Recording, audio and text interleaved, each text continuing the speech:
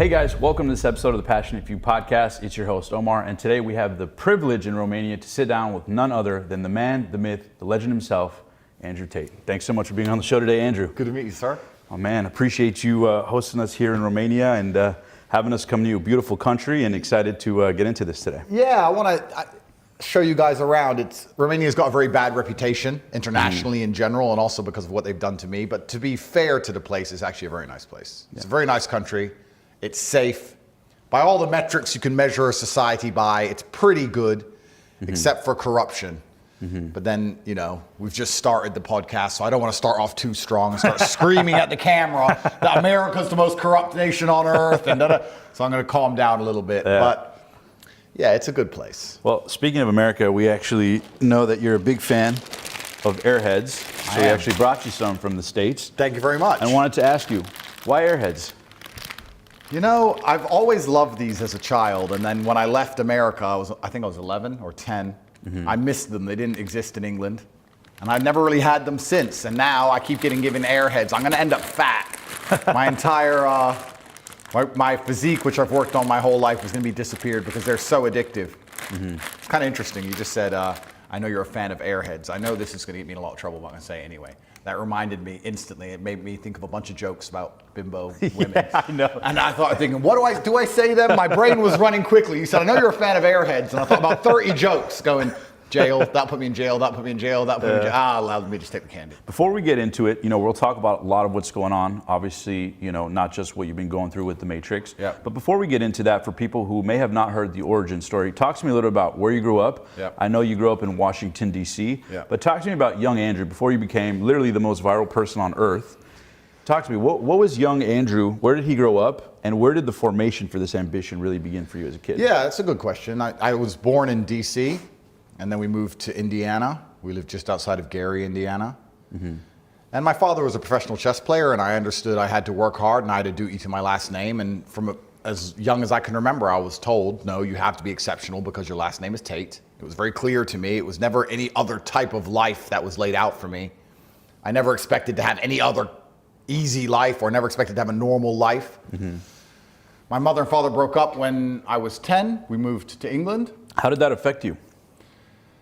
Yeah, I think that's probably one of the reasons, if I had to self-analyze, when I moved from America to England, obviously you start all over again, you go to a new school, you have to make new friends, and back then, I don't know how long ago that was, 20-something years, whatever, if you're American in England, it was slightly more unusual. Sure. And the kids would make fun of your accent or whatever, and you have to learn to stick up for yourself, you have to learn to fight and to be brave. And if I had to be a psychotherapist, if I believed in these things and had to analyze my past as to why I am the way I am, I think the fact that at a fairly young age, I was ostracized and forced to defend myself and forced to stick up for myself and was happy to have a different point of view because I knew nobody could pick on me. That probably has something to do with the reason I am the person I am, if I had to analyze it. So, you got me thinking now, maybe that's a good thing. Maybe I need to take all my kids and pluck them and just drag them out of school and drop them in Mongolia somewhere. Yeah. And see how that... Was it something like a series of events? Because I can relate to that, where you feel like an outcast. You don't quite feel at home here. You don't quite feel at home with this group. So it teaches you to kind of stick up for yourself and fight for yourself. I think it was just my brother and I. We turned up. Everyone said, haha, you're weird American kids. We said, yeah, we are. Say something to our face. And they wouldn't. And that was it. And it just became us two.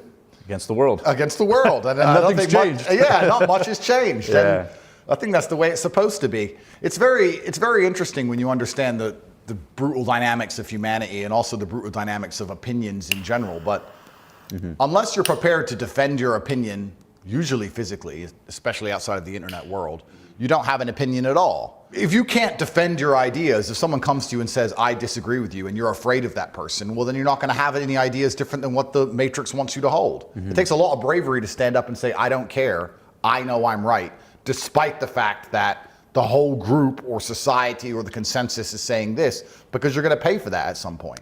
I know we live in a world now where physical confrontation and physical violence alone is not enough, but I still think it's intrinsic inside of the human condition. When you know that you are capable in that realm, you're more likely to stand up against the system. But you can't have an opinion if you don't defend it. If you can't defend it, if a guy comes up to you and says 2 + 2 is 5, and he can beat the shit out of you, I mean, maybe you'll end up a bloody pulp, or maybe you'll give up sooner, but sooner or later, 2 + 2 is going to equal 5. That's the reality of the world. So Yeah. If you don't stand for something, you'll fall for anything. Yeah, absolutely. Absolutely, yeah. So I think, just to talk about the childhood thing, I understood from a young age I had to stick up for myself and defend my ideas, and my ideas were always different, and I was always an outcast, I guess, to a degree, and that certainly played a part later on in my life, because it's been very easy for me to look at the programming the Matrix is trying to push down my throat and just say no. Did you discuss a lot of philosophy with your dad growing up? Was he a confidant in that way? I know he's a chess master, but was he somebody you pitch and catch with, or was it mostly you and your brother that kind of pitch and catched a lot of these things early on? My dad had his own philosophies. We definitely never read any philosophical books. We didn't study any old philosophers, but he'd say things now, which you can even still see his Twitter. If you want to see a philosopher, you can go through his Twitter now and see all of the things he was saying when he was still alive. Yeah. But I think life is actually pretty simple. There's action and reaction. There's cause and effect. There's brave people and there's cowards. A lot of people are self-interested. And if you understand the basis of these motivations, it's not difficult to work out why the world functions the way it does. And cause and effect and action and reaction are very real. And I think one of the largest plagues we have in the world today is a lack of action amongst people. And deciding not to act is an action in and of itself, right? And that's the only philosophy you need for life. If you want something to move, you have to move it.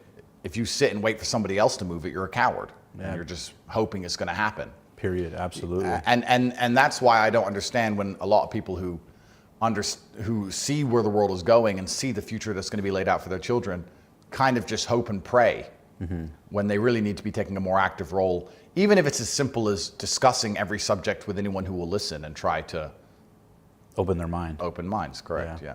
Now, real quick, I want to touch base one more time. The young Andrew Tate, when he was coming up and having these sorts of thoughts, what were you like as you got into your teens? Were you a ladies' man? Did you have a girl break your heart, that first one? I'm sure the stories are famous. Everyone's had their heart broken by a girl, haven't they? Do you remember the first one?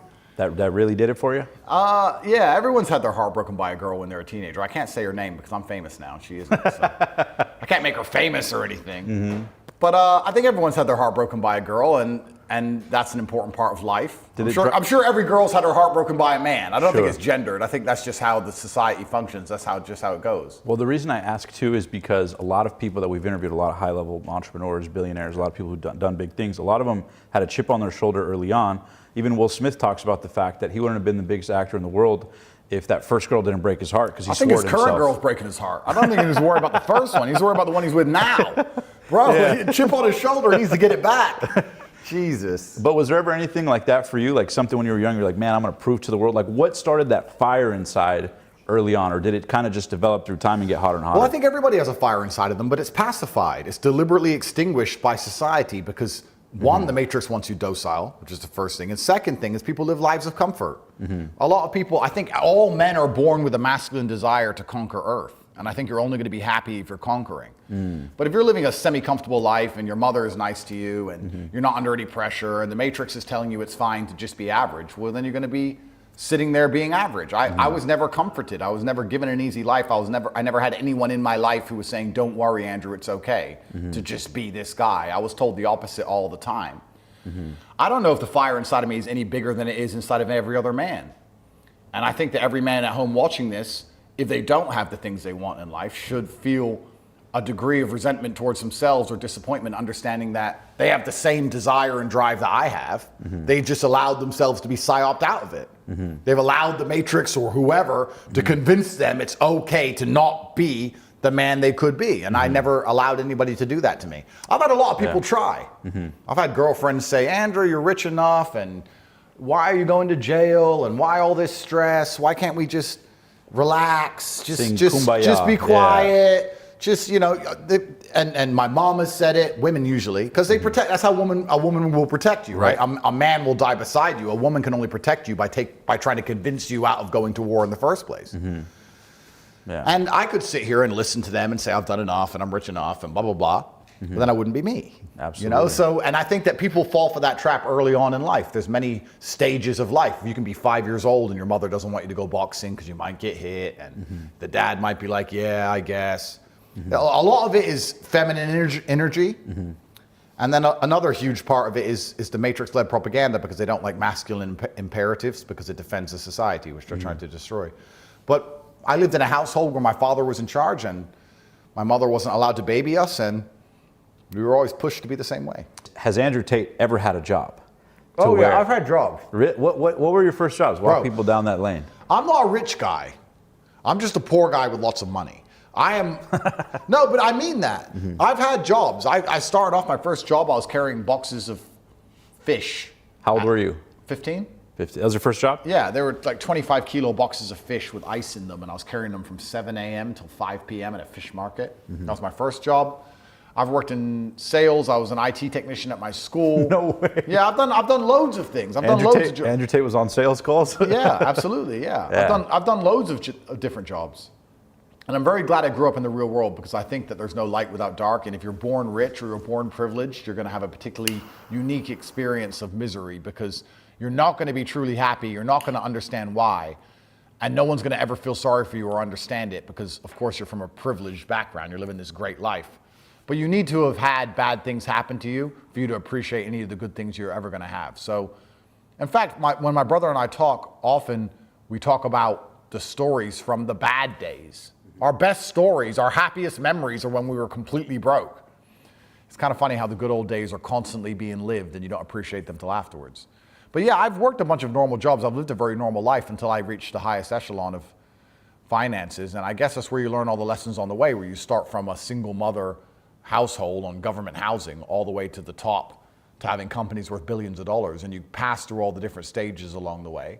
And you see all the different attitudes of the people as you go through it. What were some of the other jobs, if you don't mind me asking, that you had? You fish, sales? So yeah, I worked in the fish market for a while, which was fun, but it was very physically intensive, and I was training at the time. I wanted to become a kickboxing world champion, so I decided to get an easier job. I got a job as an IT technician at my own school, at my old school. I was 17 then. You went to college? No, I did go to college. I went to college in England, but I'm not sure how it matches up with the American educational system. So sure. I finished high school at 16. I went to college 17 and 18. When I was 18 and I finished college, I went back to my old high school and worked as an IT technician, but I got fired for sleeping with one of the students. Was she hot? Very hot. She was 16, I was 18, I got fired.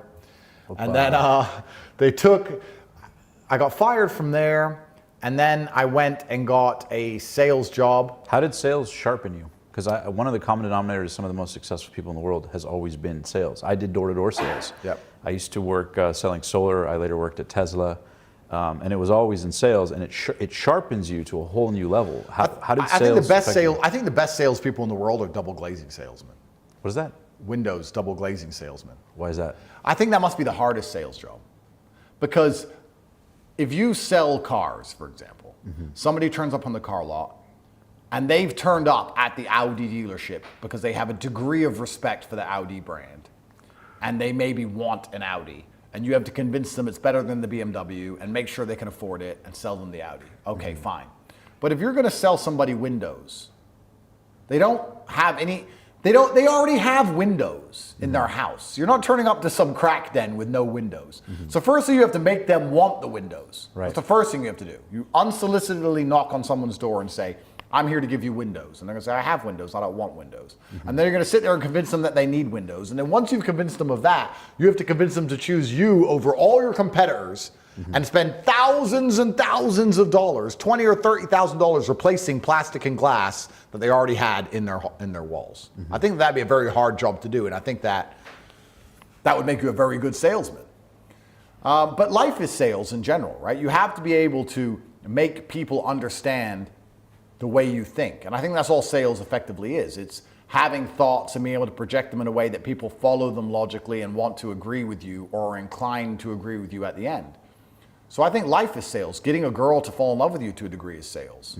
And convincing a judge you're innocent is sales. And it builds tremendous character and resilience. So, you have to get used to being rejected.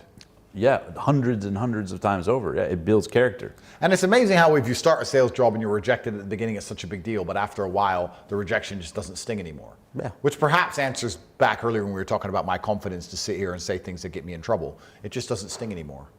Did you? This will come out and the BBC will type up something about what I said and how bad of a person I am, and I won't care. It just doesn't matter anymore. So I'm that guy now. I just keep knocking at the door of fate. I keep knocking at the door waiting for them to eventually grab me and throw me in the cell. So we'll see how it goes. Switching gears.